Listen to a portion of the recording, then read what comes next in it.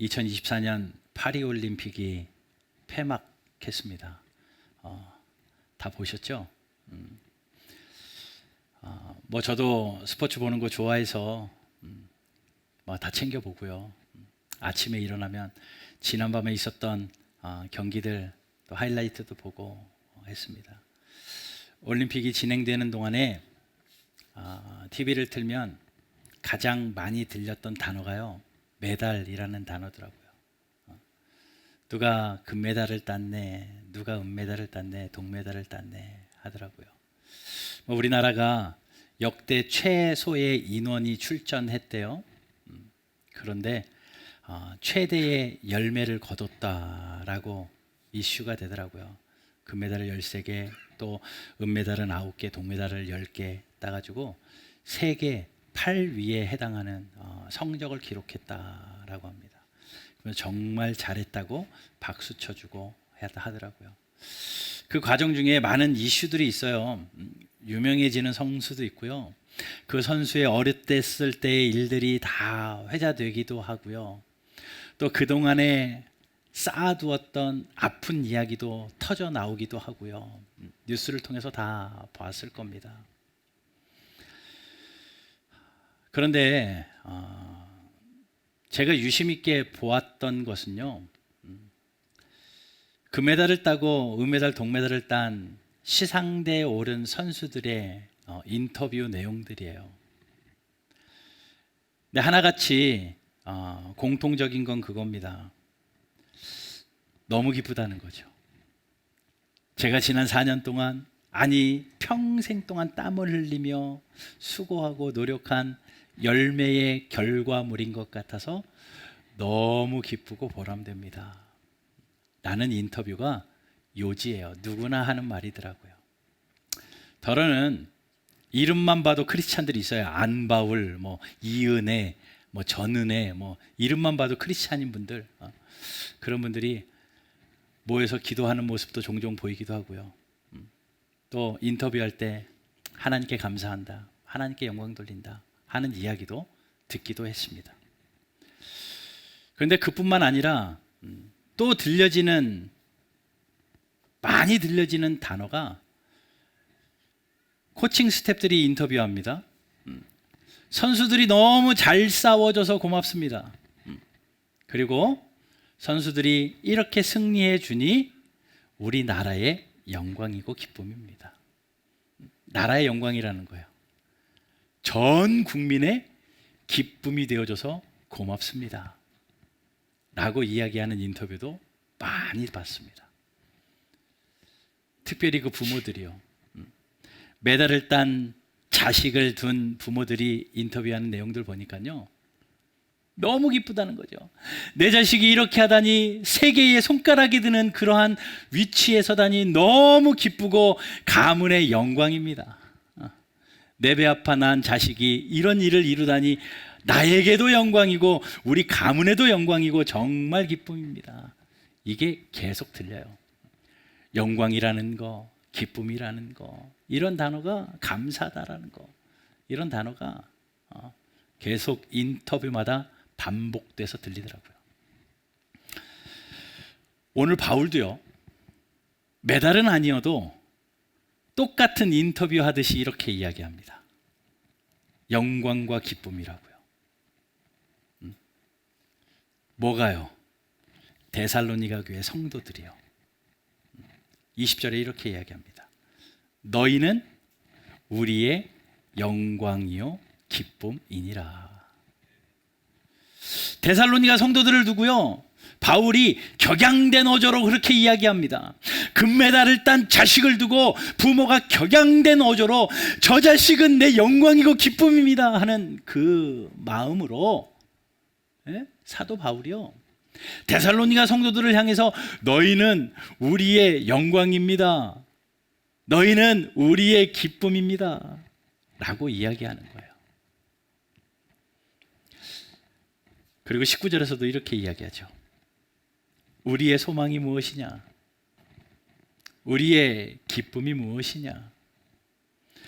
자랑의 면류관이 무엇이냐? 우리에게 소망이 뭐겠습니까? 우리에게 기쁨이 뭐겠습니까? 우리의 자랑이 뭐겠습니까?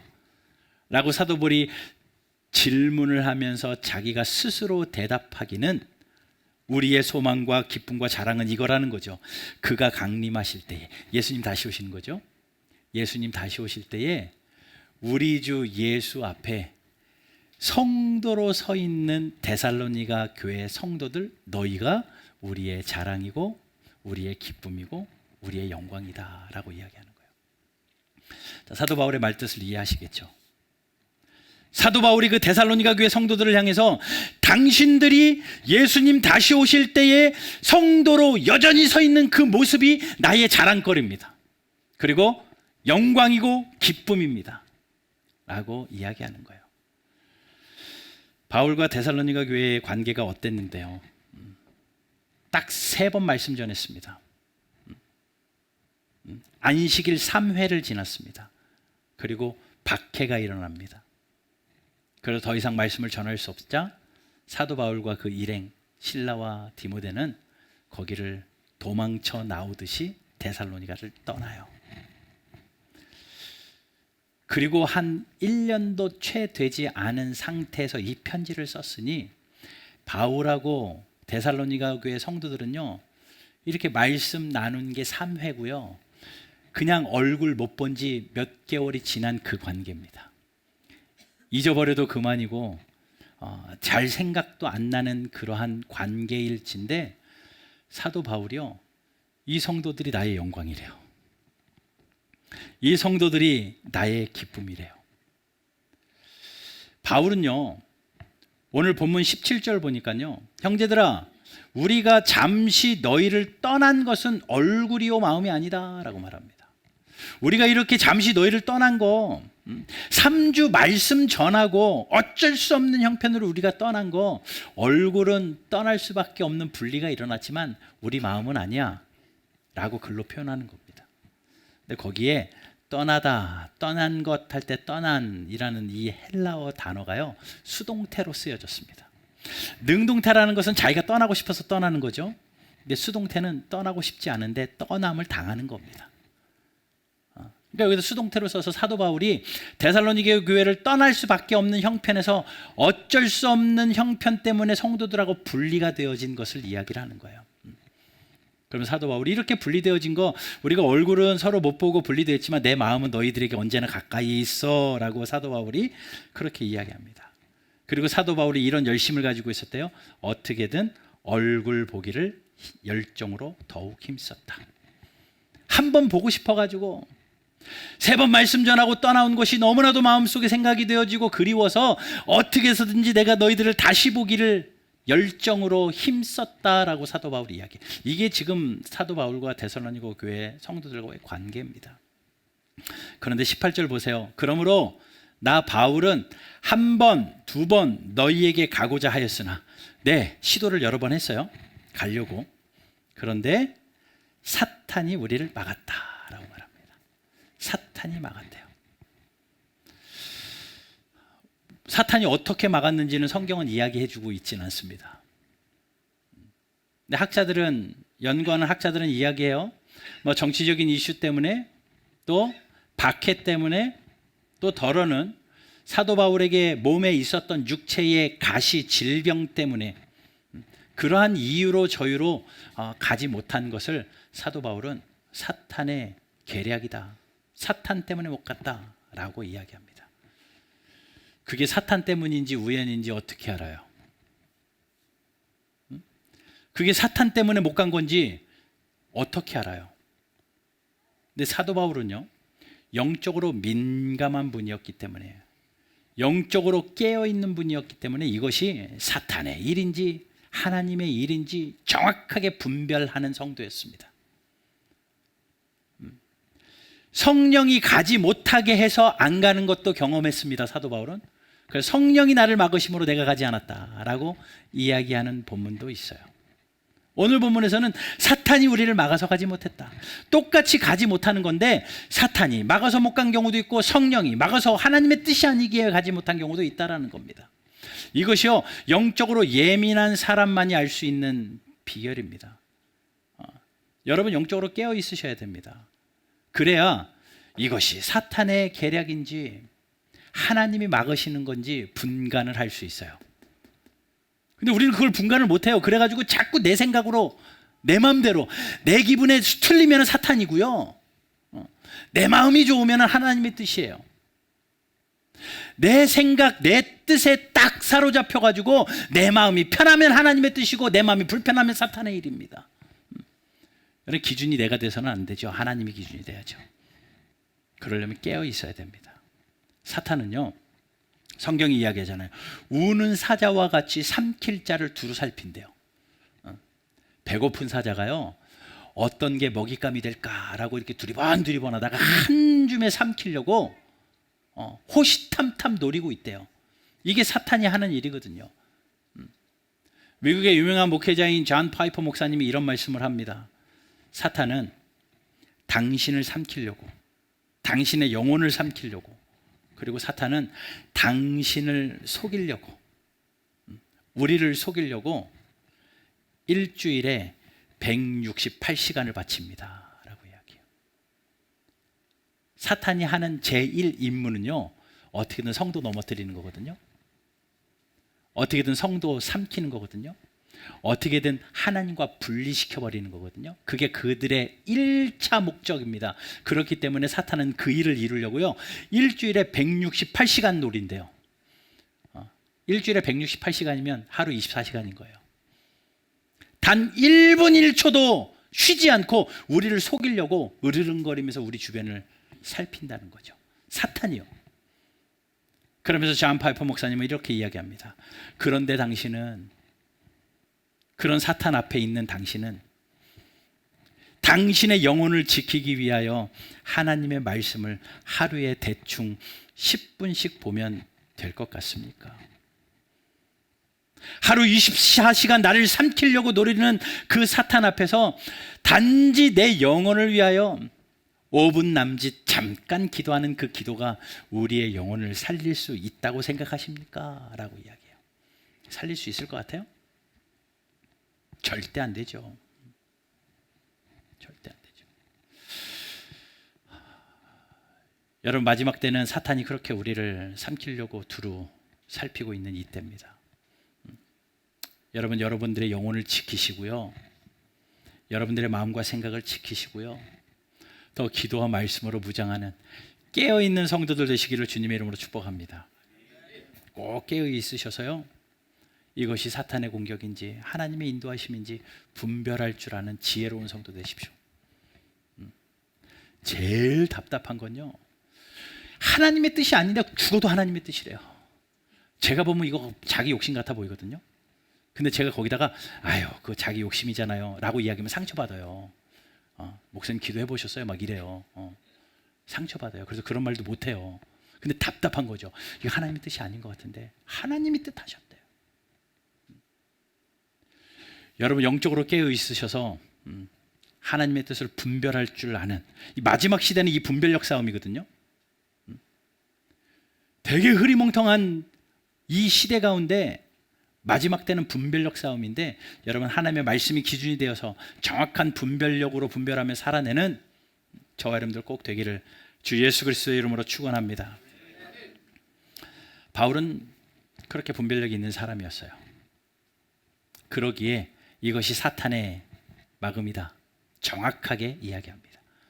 내가 너희들에게 가고 싶었지만 사탄이 막아서 가지 못했다. 그러나 얼굴은 떨어져 있어도 내 마음은 항상 너희와 함께 있는 것 알지. 그리고 사도 바울이 고백합니다. 너희들은 나의 자랑이고 기쁨이고 면류관이고 영광이다. 바울의 영광과 기쁨이다 라고 이야기합니다. 자, 그러면 데살로니가 성도들이 뭘 했길래 바울에게 이렇게 영광과 기쁨, 금메달 딴 것도 아닌데, 금메달이라 땄으면 뭔가 큰 열매라도 있으면 오, 우리의 이 가문의 영광이고 기쁨입니다 라고 할 텐데, 데살로니가 성도들이 뭐 했는데요? 오늘 그걸 좀 말씀드릴 겁니다. 제가 오늘 이 본문으로요, 설교한 적이 있어요. 전혀 기억이 안 나시죠? 감사합니다. 전혀 기억이 안 나실 거예요. 설교한 적이 있어요.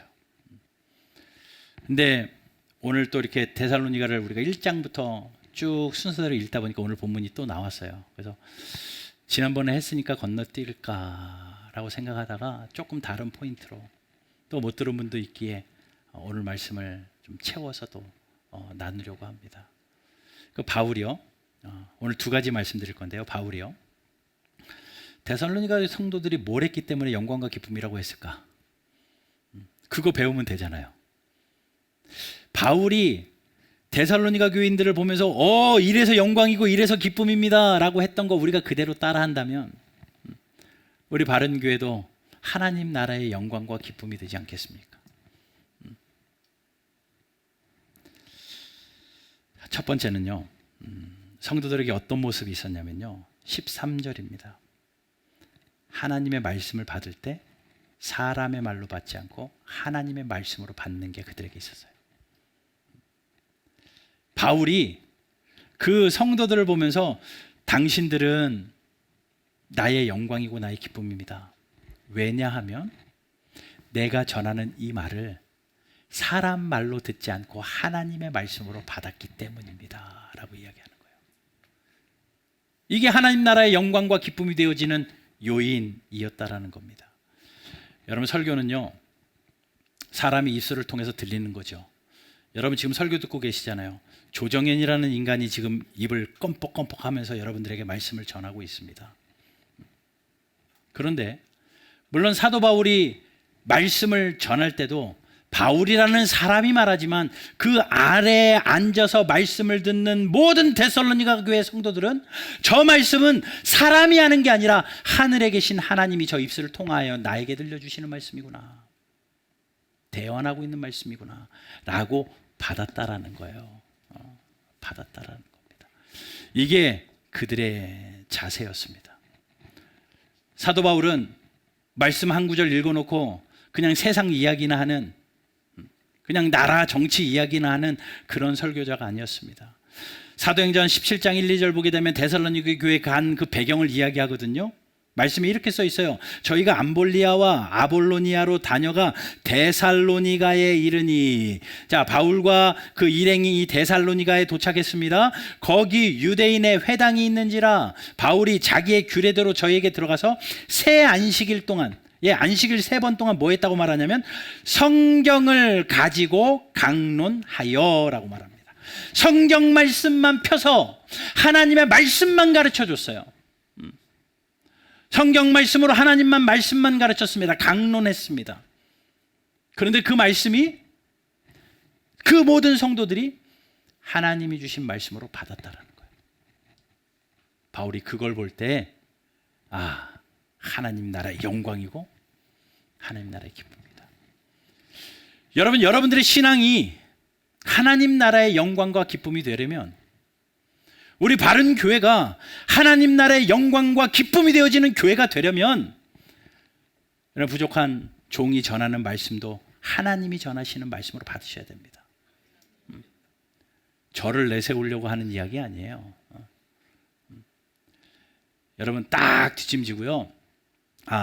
조정현 목사가 하는 이야기 오늘은 사람 말이군. 저거는 성경에 안 써 있을 텐데 판단하지 마세요. 여러분은 제가 하는 말 하나님이 하시는 말씀으로 받으세요. 만약에 제가 엉뚱한 소리하고 딴짓하면 제가 하나님 앞에 심판받을게요. 그거는 하나님이 하실 일이고요.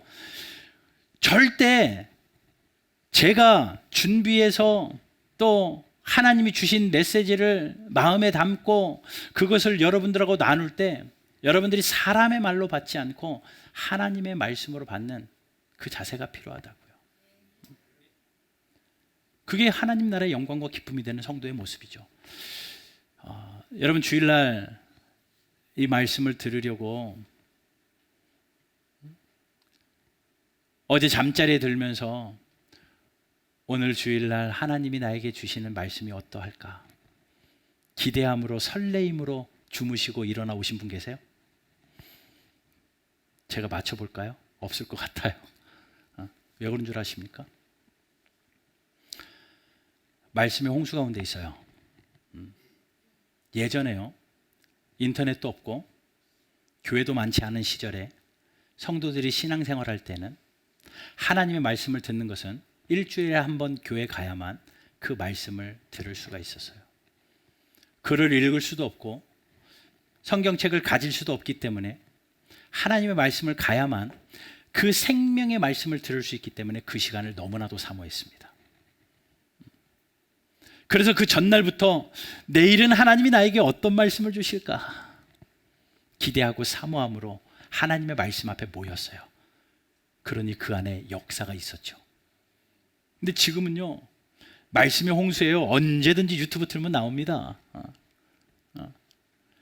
뭐 대한민국에 내노라는 유명한 목사님들 설교 다 들리고요, 얼마나 번역도 잘 되는지 이제는 해외에 있는 목사님 설교까지 얼마든지 들을 수 있습니다. 그러다 보니까 그 기준이 많이 약해져서 그냥 사람의 말로 들어요. 여러분이 만약에 여기서 지금 제가 하는 이 메시지가 하나님이 주시는 말씀으로 받는다면, 하나님이 나에게 말씀하시는데 어떻게 자요? 하나님이 말씀하시는데 어떻게 핸드폰 봐요? 사람의 말로 받고 있다는 증거입니다. 말씀 앞에 나의 태도가 사람의 말로 받느냐 하나님의 말씀으로 받느냐라는 증거예요. 여러분, 만약에 이 한 말씀이 사모되어지고 기대해지지 않는다면 여러분 다 차단하세요. 월화수목금 뭐 유튜브로 말씀 듣지 마시고요, 그냥 이 한 말씀 30분 이 한 말씀이 나를 살린다고 하고 하나님이 나에게 주시는 메시지가 이 말씀인가 하고 여러분 집중해서 이 한 말씀이 여러분을 살립니다. 많이 듣는 게 살리지 않아요. 유명한 목사님들 설교 줄줄 듣는다고 여러분 사는 게 아니라 오늘 나에게 주신 말씀이, 물론 그 모든 말씀들이 하나님 주신 말씀으로 겸허히 진실되이 받는다면 하십시오.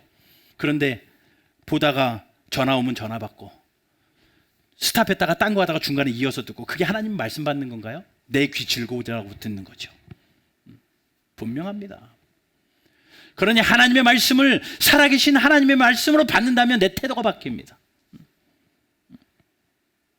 저는 부족하지만, 다른 훌륭한 목사님들보다도 많이 부족하지만, 그래도 이 앞에 하나님이 권위를 주셔서 세우시고 하나님의 말씀을 선포하라 하실 때 두렵고 떨림으로 준비해서 하나님의 말씀을 나눌 때 여러분들이 하나님의 말씀으로 받으세요.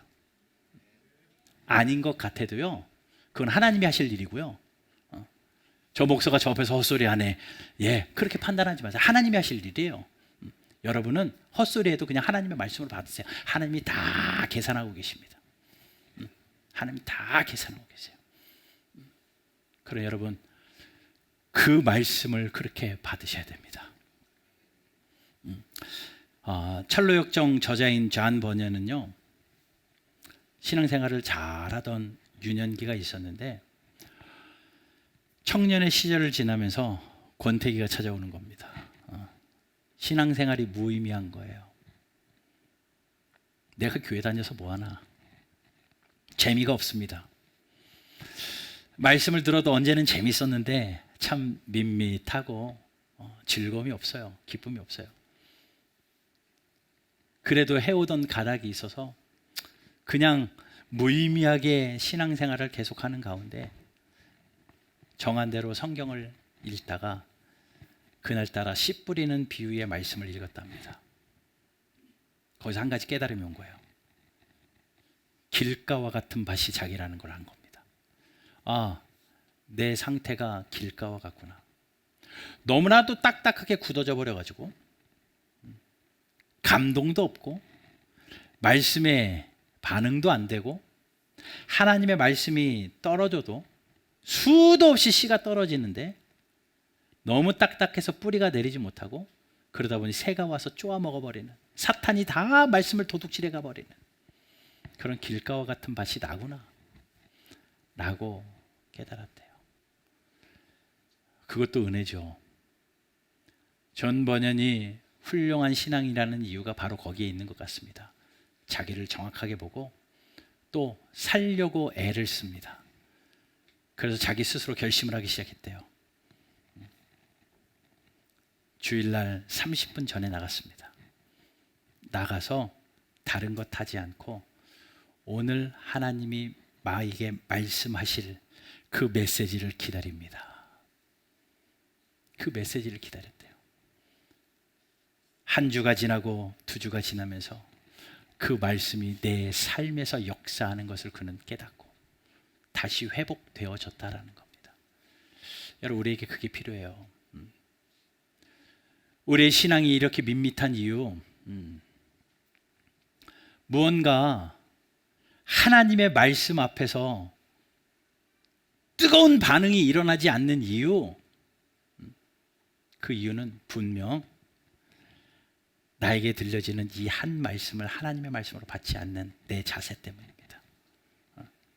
그런데 여러분, 들려지는 이 말씀을요, 하나님이 주시는 말씀으로 받잖아요.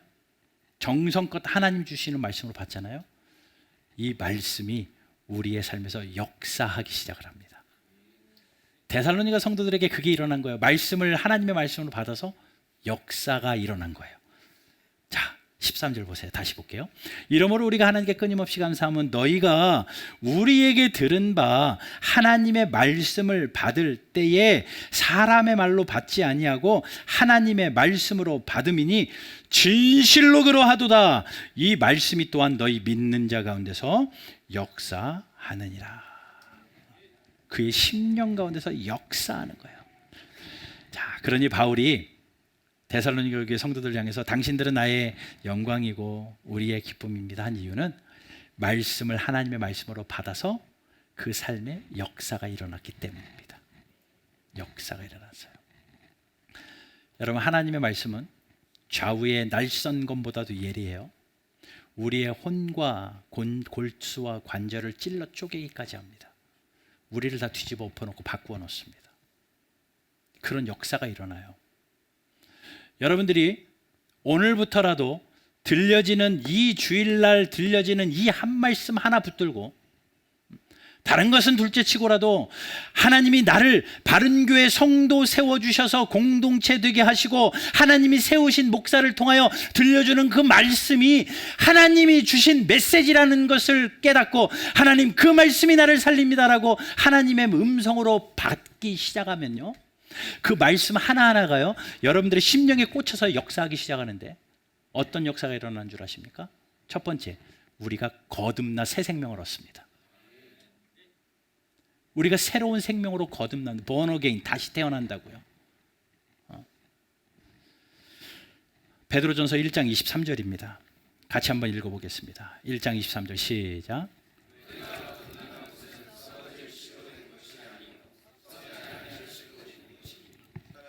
살아있고 항상 있는 하나님의 말씀으로 되었느니라. 예, 거듭남이 뭐 때문에 그랬대? 살아있는 씨앗 때문에 그랬대요. 우리가 다시 태어나는 거, 우리가 거듭나서 영생을 선물로 얻는 거, 그 기준이 뭐 때문이냐면요, 하나님의 말씀이 우리 안에서 역사하기 때문에 그렇대요. 근데 어떤 사람의 마음에 그 역사가 일어나냐면요, 들려지는 저 말씀이 하나님이 나에게 주시는 말씀으로 받는 사람, 그 마음 자세로 받는 사람에게 이 역사가 일어난대요. 여러분, 이 거듭남이 일어나고 그 거듭난 영혼들이 계속 하나님의 말씀을, 살아계신 하나님의 말씀으로 겸손히 받잖아요. 우리가요, 믿음이 쑥쑥 자랍니다. 신앙생활의 횟수가 됐다고 믿음이 자라는 게 아니라요, 매주 들려지는 말씀이 하나님의 말씀인 줄 알고 겸손히 그 말씀을 마음에, 가슴에 차곡차곡 쌓을 때 우리의 믿음이 쑥쑥 자란다고요. 로마서 10장 17절입니다.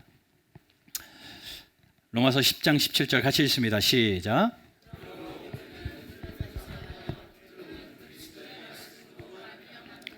믿음이 어디서 난다고요? 듣는 것 때문에. 듣는 건 뭐요? 말씀이요. 하나님의 말씀. 그냥 적당히 듣는 말씀이 아니라 살아계신 하나님의 말씀으로 들으면 우리의 믿음이 자란대요. 그리고 그 믿음이 자라는 것뿐만 아니라요, 그 믿음이 자라는 가운데 우리의 삶에 여러 가지 형편과 처지가 있잖아요. 그런데 하나님의 말씀이 우리에게 위로를 줘요. 네? 내 마음에 힘이 돼요. 이상하리 많지, 살아계신 하나님의 말씀을 받으니 내 마음에 힘이 되고요, 위로가 되고요, 소망이 생겨요. 세상 어딜 봐도 소망 하나도 보이지 않는데 말씀을 살아계신 하나님의 말씀으로 겸손히 받고 나니까 내 마음에 소망이 생긴다고요. 로마서 말씀입니다. 15장 4절 같이 읽습니다. 시작. 무엇이든지 전에 기록된 바는 우리의 교훈을 위하여 기록된 것이니 우리로 하여금 인내로 또는 성경의 위로로 소망을 가지게 하려.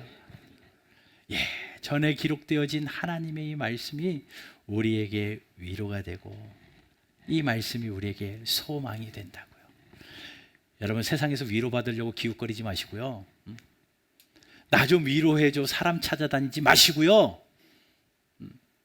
주일날 한 번 예배 드리는 거 하나님 앞에 겸손히 앉아서 오늘 주시는 말씀이 하나님이 나에게 주시는 말씀입니다라고 받으세요.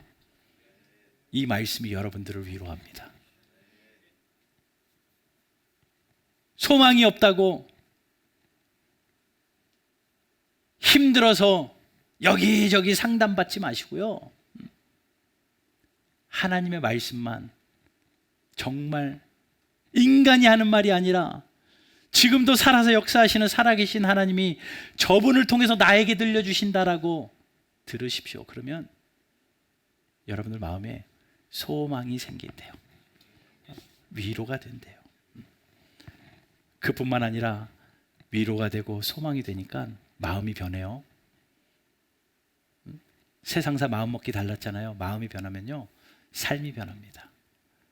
태도가 변합니다. 그러다 보니 그 말씀이요, 나를 끌고 가기 시작을 해요. 우리의 인생을 끌고 갑니다. 한 치 앞도 모르는 인생이잖아요. 내일 일은 남 모르잖아요.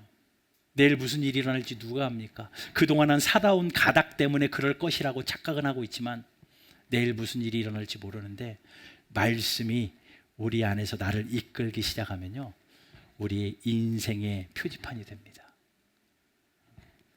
시편 119편 105절 말씀 보면 주의 말씀은 내 발의 등이요 내 길의 빛입니다. 캄캄한 길에 후레쉬같이 그 길을 보이고 칠흑 같은 어둠 가운데 헤드라이트가 비추어서 그 길이 보이듯이 하나님의 말씀이 나를 그렇게 인도한대요. 이런 역사가 일어난다고요. 이런 역사가요. 똑같이 앉아서 이 말씀을 들었는데 이런 역사를 경험하는 사람도 있는 반면에 뒷짐지고 사람의 말로 들어서 아무런 능력을, 아무런 역사를 경험하지 못한다면 그것만큼 안타까운 게 어디 있습니까? 또 그렇게 말씀에 사로잡히면요, 이 말씀이 우리를 살려요. 나를 고쳐요. 나를 살립니다. 시편 107편 20절입니다. 같이 읽어볼게요. 시작.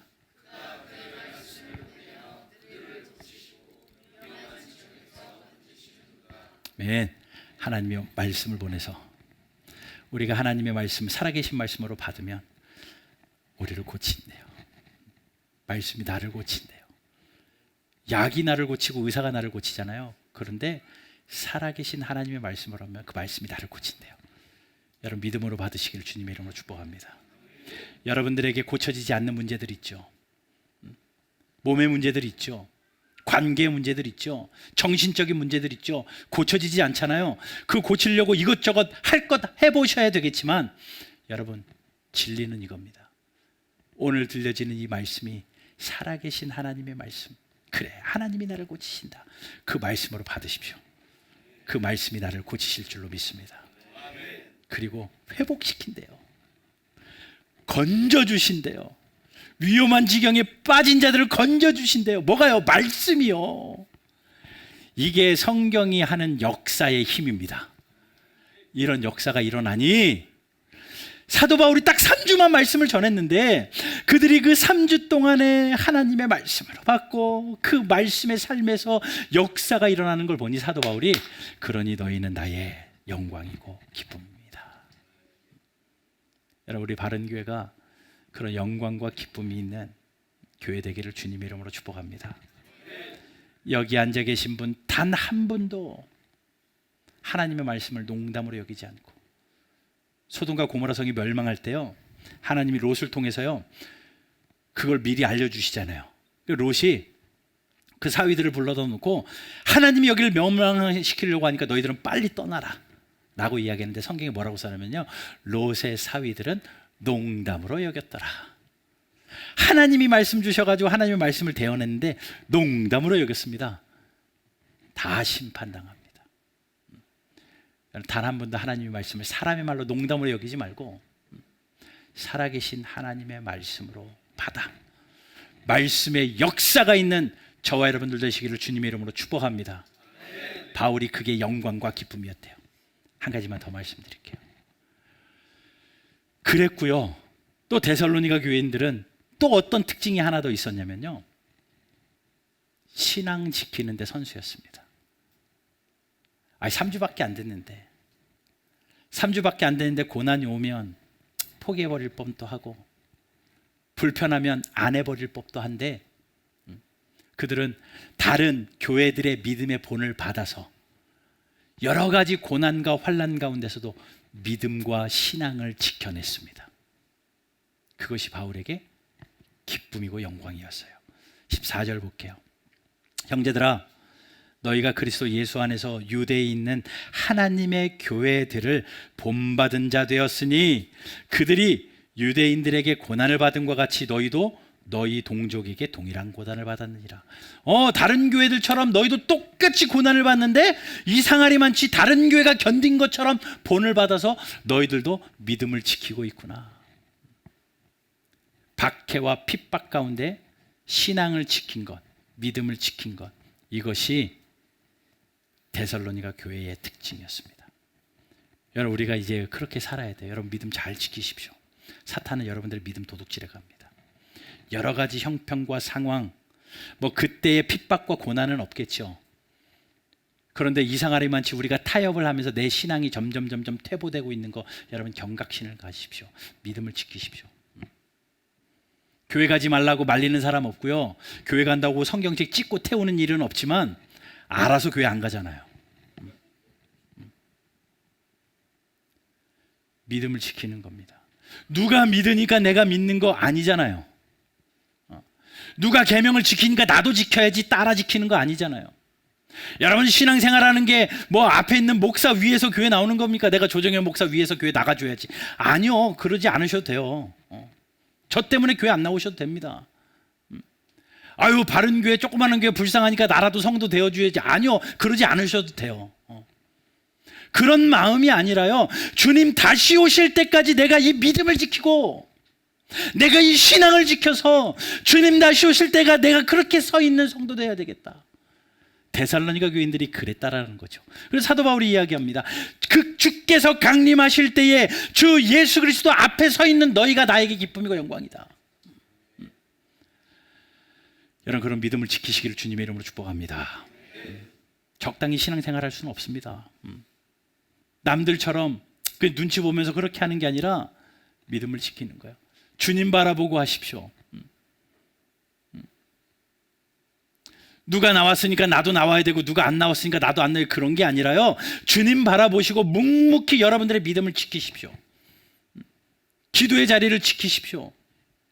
또 봉사의 자리를 지키십시오.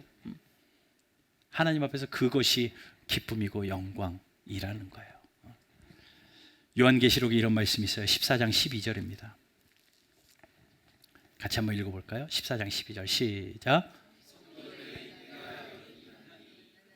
하나님의 계명과 예수에 대한 믿음을 지키는. 아멘. 성도들의 인내는 뭐냐면 끝까지 간 게 인내거든요. 예수님 오실 때까지 성도들이 인내했대요. 예수님이 주께서 딱 강림하실 때 인내함을 가지고 끝까지 지켰대요. 이 인내라는 건요, 쉬운 걸 인내했다고 얘기하지 않아요. 어렵고 힘든 걸 인내한 거예요. 여러분, 믿음 지키는 게 참 쉽지는 않은 것 같습니다. 여러분들이 신앙을 지켜내는 것은 참 쉽지 않은 것 같아요. 그런데 주님 다시 오실 때까지 성도들이 인내하는 게 뭐라고 이야기하냐면요, 하나님에 대한 계명을 지키는 자들, 그리고 예수에 대한 믿음을 지키는 자들, 하나님의 말씀을 계명을 지키고 여러분들의 신앙을 지키는 자들, 이것이 성도의 인내래요. 데살로니 교회는 1년밖에 되지 않은 교회지만 이게 있었다고요. 신앙을 지키고 믿음을 지키는, 계명을 지키는 그 인내함이 그들에게 있었기 때문에 사도 바울이 그렇습니다. 당신들은 우리의 영광과 기쁨입니다. 이제는 우리 차례입니다. 저와 여러분들이 하나님 나라의 영광이 되는 성도 돼야 되지 않겠습니까? 하나님 나라의 기쁨이 되는 성도 돼야 되지 않겠습니까? 우리 바른 교회가 하늘에서 하나님께서 보실 때, 그래, 저 교회는 나의 영광이다. 그래, 저 교회는 나의 기쁨이다. 인정하시는 그 포인트가 얼마나 화려한 건물을 지었느냐도 아니고, 얼마나 많은 사람들을 긁어 모았느냐도 아니고, 단 한 사람이 있더라도 계명을 지키고 믿음을 지키는 성도, 단 한 번을 듣더라도 살아계신 하나님의 말씀으로 말씀을 받는, 그래서 역사하는 능력으로 살아가는 성도, 이것이 하나님의 영광과 기쁨이에요. 여러분, 데살로니가 교회에 있었던 그 신앙의 모습, 우리 바른교회에 그대로 전수되어져서 마지막 시대에 주님 다시 오실 때까지 그렇게 멋지게 신앙생활하는 저와 여러분들 되시기를 주 예수 그리스도의 이름으로 축원합니다.